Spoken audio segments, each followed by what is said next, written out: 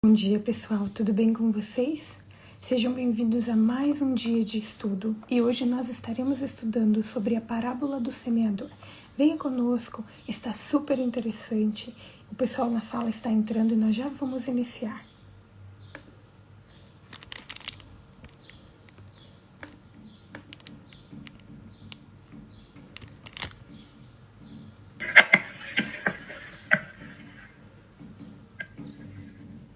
Bom dia. Bom dia. Quem que vai orar para nós? E nós já vamos iniciar porque hoje está maravilhoso. Como todos os dias tem tido, né? Tem estado. Quem que pode orar para nós, pedindo a bênção e do Espírito Santo sobre o nosso estudo, o auxílio dele para nós compreendermos e tirarmos lições práticas para nossa vida. Ora, Eli, por favor. Paizinho querido, gratidão a Ti por estarmos aqui, mais um dia, mais uma nova oportunidade que o Senhor nos concedeu. Pedimos que o Senhor derrame sobre nós o Espírito Santo, para que possamos entender o estudo e tirarmos lições práticas para a nossa vida, Senhor, para que consigamos viver nossa vida com sabedoria, Deus. E que possamos falar de Ti neste dia, Senhor. Amém. E pensarmos também no Seu sacrifício por nós na cruz. Porque é um dia que não pensamos em Ti, Senhor, é um dia perdido. Abençoe cada mulher aqui presente e toda a nossa família, Senhor. E uma bênção especial para a Dai, Senhor, que está dedicando o tempo precioso da sua vida para ministrar, para falar sobre Ti, Senhor. É que nós pedimos em nome do Seu Filho amado, Senhor Jesus, e agradecemos. Amém. Amém, amém. Hoje chegamos ao 23º dia do nosso estudo. Tá passando um pouquinho cada dia, né? Ontem nós estudamos sobre a família de Jesus e nós vimos que o próprio Jesus disse que todo aquele que faz a vontade de Deus é considerado da família dele. E que Jesus ele não permitiu que mesmo pessoas próximas deles, não permitiu que ninguém atrapalhasse o seu ministério, pois Jesus ele tinha convicção da sua missão, convicção do seu propósito. Então, mesmo os irmãos insistindo e tentando tirar o foco dele para outra coisa, ele não permitiu. E hoje nós vamos estudar um episódio da vida de Jesus que ocorreu no mesmo dia, nesse mesmo dia do encontro de Jesus onde a mãe e os irmãos de Jesus foram ali. Então, segundo o comentário bíblico, esse é um dia chamado dia cheio. Por quê? Não que nos outros dias Jesus fez menos coisas, mas esse é um dia que tem mais relatos das ações que Jesus fez. Então, assim, esse dia onde Jesus ensinou sobre a parábola da semente, ele começou lá quando a gente lê o termo assim, Jesus estava em casa, então provavelmente Jesus estava na casa de Pedro. Então esse dia iniciou lá na casa de Pedro, quando ele curou o endemoniado, que era cego e mudo, e quando ele foi criticado, né, foi acusado pelos escribas e fariseus que ele tinha um espírito de Satanás. Então esse dia iniciou lá, curando pessoas, ensinando pessoas, e nesse dia que a gente pode encontrar em Mateus capítulo 12, versículos 22 a 50, Jesus ele fez essa cura do endemoniado, foi acusado pelos fariseus que ele tinha o espírito de Satanás, ele ensinou sobre as árvores e seus frutos, ensinou sobre o sinal de Jonas, ensinou sobre o espírito imundo, que quando um espírito sai de uma pessoa, ele volta, e quando volta, se a casa estiver vazia, né, se não tiver ali sido preenchida por outra coisa, que esse espírito imundo volta e traz mais 7. Então Jesus também já havia ensinado quem que poderia ser considerado da sua família. E vem para cá, para esse momento onde a Bíblia fala que Jesus, ele saiu dali daquela casa e ele foi para a beira do mar. Então ele foi ali, sabe quando, eu tentando imaginar, né? Mas assim, Jesus tinha feito tanta coisa ali, já devia estar há tanto tempo sentado ali, ensinando, curando, que ele falou assim, não, deixa eu ir para outro lugar. E a gente sempre vê esse movimento de Jesus, né? Jesus, ele nunca fica em um lugar só. Então, Jesus, ele sai e ele vai para... A Bíblia fala que ele vai para beira-mar. Então, nesse momento, quando ele vai para beira-mar, ele fala sobre a parábola da semente e ele ainda explica sobre a parábola da semente. E esse dia, segundo o comentário bíblico, ele finaliza com o relato de Mateus 8, dos versículos 18 até o versículo 27, onde apresenta o relato onde Jesus coloca os seus seguidores à prova e onde ele entra no barco com os seus discípulos e ele dorme e vem uma grande tempestade e depois ele acalma a tempestade. Irmã Rita levantou a mão?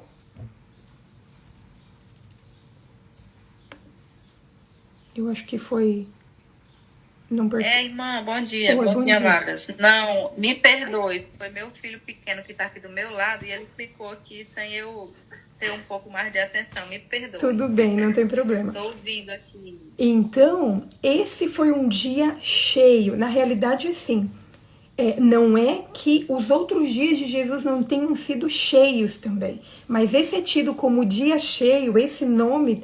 porque é o dia que mais tem relatos das coisas que Jesus fez. Então, imaginem vocês o tanto de coisa que ele fez lá na casa de Pedro, daí ele sai, né, e vai para beira-mar, e daí lá a ideia que dá é que Jesus ele queria ir para outro lugar, por isso que ele ia pegar um barco para ir para outro lugar, só que quando ele viu aquela multidão, aquele monte de gente, ele se compadece, né? Então, esse dia estava sendo muito corrido para Jesus. Ele já havia realizado muitos ensinamentos, já havia realizado curas, e agora ele sai um pouco para ir para outro lugar. E provavelmente, né, pelo relato de Mateus 8, essa era na beira ou às margens do Mar da Galileia. Então, a Bíblia relata aqui que grandes multidões seguiam Jesus. Vamos ler aqui para a gente tirar mais detalhes disso aí. Esse relato, a parábola da semente, ela está relatada em Mateus capítulo 13, versículos 1 a 9, Marcos capítulo 4, versículo de 1 a 9 e Lucas capítulo 8, versículo de 4 a 8. Hoje nós vamos ler o relato de Mateus, porque foi o que apresentou mais detalhes e eu acho mais interessante para a gente ler. Mas Marcos também tem muitos detalhes, tá bom? Naquele mesmo dia, Jesus saiu de casa, todas as vezes que falava que ele estava em casa, provavelmente era na casa de Pedro, e se assentou à beira-mar. E grandes multidões se reuniam em volta dele, de modo que entrou num barco e se assentou, e toda a multidão estava em pé na praia. É como se Jesus ele tivesse tentado ali um púlpito para que todos vissem, né? Porque conforme a gente está na praia, quanto mais próximo do mar, parece que mais baixo vai ficando, né? E a água fica um pouco mais alta. Então, fala que Jesus ele entrou num barco e se assentou e que a multidão ficou em pé na praia. E de muitas coisas lhes falou por parábolas, dizendo: eis que o semeador saiu a semear, e ao semear, uma parte caiu à beira do caminho, e vindo as aves, a comeram. Outra parte caiu em solo rochoso, onde a terra era pouca, e logo nasceu, visto não ser profunda a terra. Saindo, porém, o sol a queimou, e porque não tinha raiz, secou-se. Outra parte caiu entre os espinhos, e os espinhos cresceram e a sufocaram. Outra, enfim, caiu em terra boa, e deu fruto, a 100, a 60 e a 30 por um. Quem tem ouvidos para ouvir, ouça. Então a Bíblia relata que grandes multidões se reuniram em volta dele. E a aglomeração foi tão grande que ele teve que entrar num barco para ali realizar os seus ensinamentos, para que todos pudessem ouvi-lo, para que todos pudessem vê-lo. talvez essa já era a intenção de Jesus, de ir para outro lugar. Só que a Bíblia fala que Jesus ele se compadece das pessoas. Como que Jesus ia para outro lugar, deixando aquelas multidões ali que estavam sedentas para ouvir? Muitas daquelas pessoas, elas haviam ido ali para ouvir Jesus, para receber a cura de Jesus. Só que nesse momento aqui, nesse encontro de Jesus com essas pessoas ali na beira do Mar da Galileia, né, nas margens do Mar da Galileia, Jesus ele não faz nenhum milagre físico. Naquele momento, ele estava preocupado com a cura espiritual das pessoas. Ele estava preocupado com o conhecimento que as pessoas tinham. E então, Cristo ele começa a fazer, ele ensina por meio de parábolas, né? E aqui fala no versículo, deixa eu ver aqui, no versículo 3, fala assim, ó, e de muitas coisas lhes falou por meio de parábolas. Até então, Cristo ele tinha utilizado algumas vezes, algumas ilustrações, algumas histórias que são consideradas como parábolas, mas que tinham sido faladas rapidamente. Como, por exemplo, quando a gente estudou aquela parte onde os fariseus acusam Jesus de ter feito a cura do endemoniado pelo poder de Beelzebu, Jesus ali ele apresenta 3 parábolas rapidamente, né? Só que essa aqui, a parábola da semente, é a primeira vez que ele faz da parábola o meio principal de transmitir essa verdade. Então aqui a parábola é o recurso principal, não é simplesmente um exemplo. Então ele usou a parábola da semente nessa época, porque era uma época em que os lavradores ali estavam semeando o grão, para que o inverno viesse depois. E não é de se duvidar que enquanto Jesus ele falava sobre essa parábola, que talvez ao longe pudesse ser visto algum lavrador plantando, semeando, porque esse era, como que fala assim, Jesus ele utilizava parábolas que sempre estavam presentes, histórias que sempre estavam presentes na vida dos ouvintes. Então vamos entender algumas coisas antes da gente prosseguir para essa parábola em si. A palavra parábola, ela tem um significado especial. Ela provém do grego e significa justaposição, comparação e ilustração. Então, parábola é uma narrativa que tem como objetivo ensinar uma verdade. É como se fosse uma metáfora. Hoje em dia nós falamos em metáfora, né? É muito mais comum falar a palavra metáfora, que trava a língua para mim, né? A palavra metáfora hoje em dia do que parábola. Mas o sentido é o mesmo. O objetivo da parábola é ensinar uma verdade. Então, nos evangelhos, a gente sempre vai ver que uma parábola ela é colocada como se fosse ao lado ali de uma verdade espiritual. Então, para comparar essa verdade espiritual, todas as vezes que Jesus ele quer ensinar uma verdade espiritual que seja compreensível, ele utiliza as parábolas. E essas parábolas, normalmente, elas são baseadas em experiências comuns do cotidiano. Por isso que Jesus, por exemplo, quando a gente estudou naquele momento, aquele trecho onde ele é acusado do Beelzebu, lá de ter o espírito de Beelzebu, ele fala de ladrão. Por quê? Porque naquela época era muito comum ladrão, né? A gente vê, por exemplo, na parábola do bom samaritano também. Então, Jesus ele sempre se baseava em experiências comuns da vida cotidiana, coisas que eram familiares aos seus ouvintes e muitas vezes tinham como objeto eventos que haviam tido ocorrido ali pouco tempo, como, por exemplo, eu trago novamente a parábola do bom samaritano, que era algo que foi real, que havia acontecido ali naquele local alguns dias atrás, era algo real na mente das pessoas. Então Jesus ele tinha esse hábito, onde as parábolas ou era algo real que tinha ocorrido há pouco tempo, que estava vivo na mente das pessoas, ou algo que as pessoas podiam vivenciar naquele momento, ou enxergar naquele momento.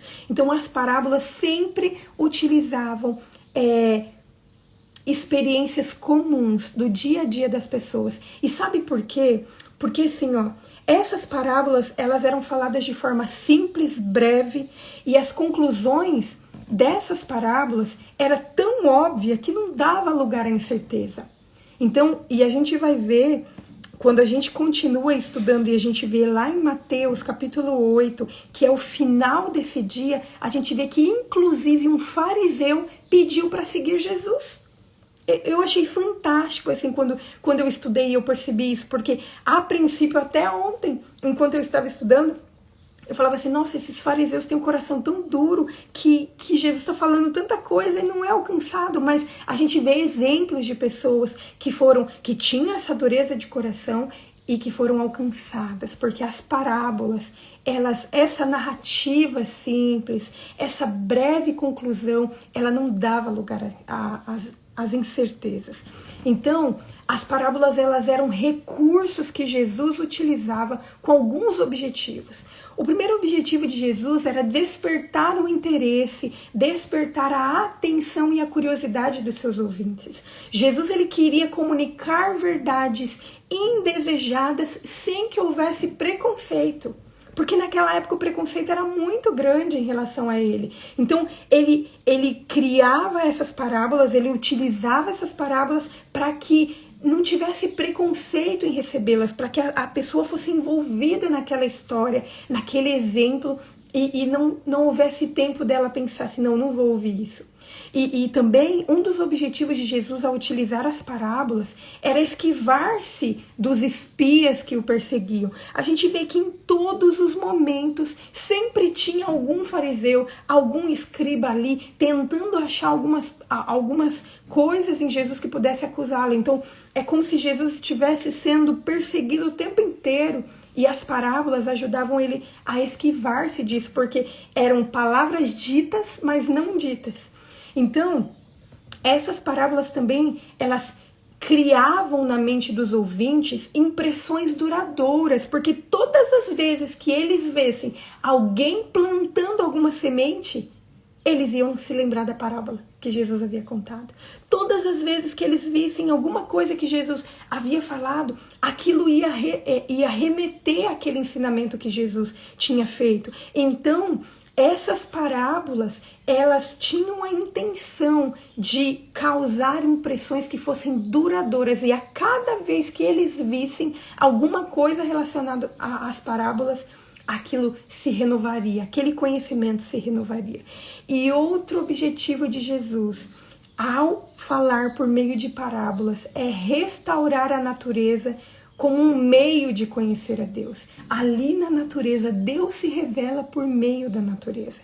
Então, as parábolas, elas revelavam verdades para aqueles que estavam dispostos a recebê-lo, e muitas vezes ocultavam verdades àqueles que não estavam dispostos a compreender. Muitos não entendiam, porque eles não estavam dispostos a compreender. Então, elas não ofereciam ensinamentos nenhum. Agora, aqueles que estavam dispostos a aprender, que estavam buscando Jesus para aprender, essas parábolas revelavam verdades eternas. Então, nessa parábola, embora ela seja intitulada como parábola do semeador, como parábola da semente, a sua característica peculiar não é o semeador e nem é a semente, mas o solo. O semeador e a semente são os mesmos. O que faz a diferença nesta parábola e o que é peculiar nessa parábola são os 4 tipos de solos em que a semente caiu. Então, esta parábola, ela enfatiza o modo como a semente foi recebida por esses 4 tipos de solo, bem como o efeito que isso teve no crescimento da semente. Então, a habilidade do semeador era a mesma, a qualidade da semente era a mesma. A única coisa que modificava era a qualidade dos 4 tipos de solos. Aqui, nesta parábola, é retratado 4 tipos de solos. E hoje, para não ficar muito comprido, porque o nosso objetivo não é passar horas e horas aqui, é a gente estudar um trechinho e a gente meditar durante o dia. Hoje nós vamos nos ater nos 2 primeiros solos. Então, os 4 tipos de solos que é apresentado aqui é a beira do caminho, onde os pássaros vêm e comem, o solo rochoso, onde germina, mas logo é queimado pelo sol, pois não tem raízes. É apresentado também nessa parábola o solo com muitos espinhos e, por último, a terra boa. Então, hoje nós vamos, aqui no nosso estudo, estudar os 2 primeiros tipos de solo, a beira do caminho e o solo rochoso. Vamos ver como que esses solos, eles ajudam no desenvolvimento dessa semente. Então, aqui a Bíblia fala que a primeira semente, ao semeador, escutem, eis que o semeador saiu a semear, e ao semear, uma parte caiu à beira do caminho. Normalmente, eu fiquei pensando assim, quando a gente vai em um caminho, nesse caminho, onde sempre passam pessoas, esse caminho, o chão fica mais batido, ali a terra fica mais dura, mais pisada. Então aqui, a Bíblia fala que as sementes caíram à beira do caminho e foram comidas pelas aves, pois elas não adentraram ao solo, o solo era duro. As sementes ficaram ali expostas e por isso as aves vieram e comeram. O que esse solo representa? Que tipo de ouvinte? Porque aqui a semente nessa parábola, ela diz respeito às verdades bíblicas. Então a semente diz respeito ao evangelho, às verdades bíblicas. E o solo diz respeito aos diferentes tipos de ouvintes. Então, os ouvintes da beira do caminho são aquelas pessoas que são superficiais. E com isso, as verdades do evangelho, elas não têm efeito sobre eles. É como aquele ditado popular. Sabe aquele ditado popular que fala assim, olha, entra por um ouvido e sai pelo outro. Essas pessoas representadas pela beira do caminho não percebem a necessidade pessoal do evangelho, não prestam atenção, não compreendem, parece que as verdades não fazem sentido para elas. Aí vem o maligno, que é representado pelos pássaros, pelas aves, e retira essas verdades facilmente do coração delas.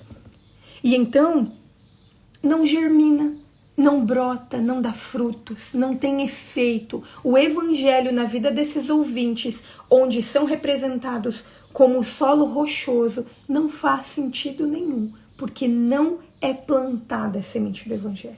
E então, a Bíblia fala, que o relato fala, que depois que teve essa semente que caiu pelo caminho, que outra parte caiu em solo rochoso, onde a terra era pouca, e logo nasceu, visto não ser terra profunda. Porém, saindo o sol, a queimou e porque não tinha raiz, secou. Então, essa semente, ao que tudo indica aqui, esse solo rochoso, não diz respeito à rocha simplesmente, mas a um solo que tem rocha, mas que tem uma superfície de terra. Só que essa terra não é profunda. Então, as sementes caem nesse solo, nascem rapidamente, porque tem um pouco de terra ali, mas como não tem raiz, o sol queima e ela seca. A semente do evangelho que cai no coração de ouvintes representados pelo solo rochoso encontra terra suficiente para germinar, mas não alcança profundidade. Essas pessoas ficam sempre na superficialidade. O evangelho toca as emoções dessas pessoas. Essas pessoas, elas respondem prontamente, por isso que é representado que germina, que brota. Só que essas impressões, elas passam rapidamente. E da mesma forma como a pessoa recebe rapidamente, essas emoções instáveis, elas acabam, se dissipam. Sabe aquelas pessoas que aceitam as ideias rapidamente, mas que logo depois desanimam? Eu não sei se vocês já ouviram aquele termo fogo de palha. O fogo na palha, ele pega e na mesma pressa que pega, ele logo se apaga. Então, essas pessoas representadas aqui pelo solo rochoso são essas pessoas de fogo de palha. Aceita a verdade do evangelho rapidamente, mas logo morre. Logo desiste, logo tá voltando a fazer o que fazia antes. Sabe por quê? Porque tem muita rocha. Porque tem muita pedra, e essa rocha, a rocha do egoísmo, ela impede o evangelho de operar uma obra de reforma na vida da pessoa, impede que aquela semente da palavra de Deus crie raízes na vida da pessoa, que mude a vida da pessoa. Todo o esforço de seguir a Cristo, de servir a Cristo, é atrapalhado pelo propósito fundamental de servir ao eu. E assim, o evangelho acaba tendo pouca ou nenhuma influência sobre a vida dessas pessoas.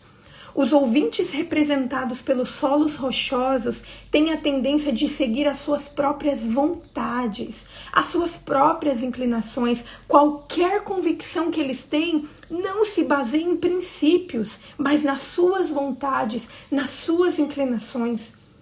Não são pessoas que são guiadas por princípios. É claro que a verdade os comove. Essas pessoas, elas admitem que a verdade é boa, que o evangelho é importante, mas elas amam a si mesmos. Aceitam só aquilo que parece bom para aquele momento, mas não avalia o preço do discipulado, não aplicam os princípios do evangelho à vida, não dão oportunidade para que os seus padrões de pensamento e ações sejam reformados. Essas pessoas não estão dispostas a encarar o fato de que os seus hábitos devem ser mudados. Essa influência superficial do evangelho sobre eles os faz confessar,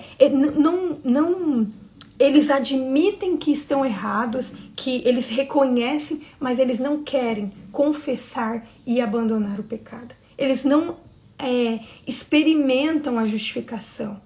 E o efeito do evangelho ali, ele não é duradouro, ele não resulta em conversão. E quando a gente tem um solo rochoso, quando a gente precisa plantar algo em um solo rochoso, a única alternativa que a gente tem é limpar esse solo, é tirar todas as pedras desse solo e plantar novamente a semente depois que essas pedras foram tiradas. A única esperança para os ouvintes de solo pedregoso é nascer de novo. Você se identificou com algumas das características que nós apresentamos hoje? Será que a nossa vida, será que nós não estamos com esse solo pisado, com crenças tão estabelecidas a ponto de sermos como aquele solo à beira do caminho, tão duro pelas crenças, pelos costumes que a gente tem, a ponto de que a semente ela não pode germinar em nós? Ou será que a gente está como esse solo rochoso, permitindo que tantas pedras estejam a ponto da semente cair em nós, a semente da palavra germinar em nós, mas com a mesma pressa que germina, logo se dissipa. Logo a gente esquece, logo a gente deixa de fazer, logo a gente desiste. Se o solo do nosso coração está cheio de pedra, onde as verdades do evangelho nascem, mas não criam raízes, logo morrem, nós temos que permitir que Jesus retire todas essas pedras, que Jesus ele faça uma reforma nesse solo do nosso coração, para que a semente seja lançada novamente. Sempre haverá uma semente a ser lançada. Isso eu achei fantástico, porque todos os anos os lavradores eles plantam, todos os anos, em diferentes estações. Então quer dizer que a verdade, a semente da verdade, o lavrador que é Cristo, ele sempre vai lançar a semente no nosso coração. Mas o que fará a diferença na germinação e na durabilidade dessa semente, no nascer dessa semente, é a preparação que permitiremos que Jesus faça no solo do nosso coração. E eu digo o seguinte: para arrumar um solo, é preciso cavucar, Eu não sei quantos de vocês já viram uma plantação. Hoje em dia é feito com arado, né? Assim, em grande escala, mas ali era um lavrador só. E para arrumar um solo é preciso ali usar a enxada, mexer na terra, colocar outras coisas na terra, tirar aquilo que não precisa. E eu fiquei pensando que para remover as pedras de um solo, às vezes ficam buracos. E às vezes na nossa vida, quando nós permitimos, se o solo do nosso coração está como esses solos aqui, se nós permitirmos que Jesus ele arrume o solo do nosso coração para nós recebermos a semente do Evangelho, muitas vezes a nossa vida vai ser revirada. Muitas vezes a nossa vida vai ficar buracos, lacunas. Mas a parábola termina falando que quando a terra é boa, que a semente germina, a semente nasce e a semente dá frutos. Que nós permitamos hoje, que nós confessemos a Jesus todas aquelas coisas que nós temos permitido, todas essas pedras que nós temos permitido que fique na nossa vida, que não permite que a plantação que Ele está fazendo, que não tenha frutos. Então que nós peçamos perdão a Ele e peçamos para Ele para que reforme o solo da nossa vida, para que tire as coisas que não vão agregar, para que Ele revire a nossa vida, porque nós queremos ser solos férteis para nascer, crescer e dar muitos frutos. Que Deus nos abençoe. Vamos orar? Querido Deus, nós te louvamos, ó Pai, porque mais uma vez o Senhor falou ao nosso coração. Nós vimos, ó Pai, que nesse dia onde o Senhor fez esses ensinamentos, o Senhor fez tantas outras coisas, tantas curas, ensinou tantas pessoas, mas mesmo assim, o Senhor não despediu essas pessoas que foram a Ti vazias, ó Pai. O Senhor ensinou verdades eternas para elas, para que elas voltassem para casa, cheias de esperança, e para que elas permitissem que o Senhor, o agricultor, preparasse o solo do coração delas. E aqui nós estamos colocando, Senhor, a nossa vida em Tuas mãos. Senhor, por favor, ó Pai, por favor, nos ajude a oferecermos um solo fértil a Ti, onde a semente da Tua palavra, Pai, seja plantada e onde a semente da Tua palavra cresça, se desenvolva e produza frutos, ó Pai. Nós nos colocamos em Tuas mãos, Senhor. Nos ajude, nos mostre tudo aquilo que nós precisamos deixar, tudo que nós precisamos mudar em nossa vida. Continue a obra que o Senhor começou em nossa vida. E nós te pedimos tudo isso, Senhor, não porque nós merecemos coisa alguma, nós não merecemos nada, mas nós te pedimos isso em nome de Jesus. Amém. Amém. Que Deus abençoe a todos. Amanhã nós vamos continuar estudando sobre os outros dois solos, que é o solo com espinhos e o solo fértil, o solo bom. Então que nós continuemos nos enchendo da palavra de Deus para sermos cheios do Espírito Santo. Amanhã a Etna não vai conseguir gravar aqui pelo grupo, porque ela vai estar em viagem, mas eu vou gravar pelo Instagram e depois eu vou compartilhar com vocês. Mas façam planos de estar conosco aqui às 5 da manhã. Eu sei que é difícil, todos nós temos afazeres, é cansativa a semana, mas vamos dedicar a Deus o primeiro lugar, vamos buscar a Deus em primeiro lugar, porque assim todas as outras coisas nos serão acrescentadas. E continuemos juntos, nos enchendo da palavra de Deus para sermos cheios do Espírito Santo. Até amanhã, que Deus abençoe a todos. Tchau, tchau.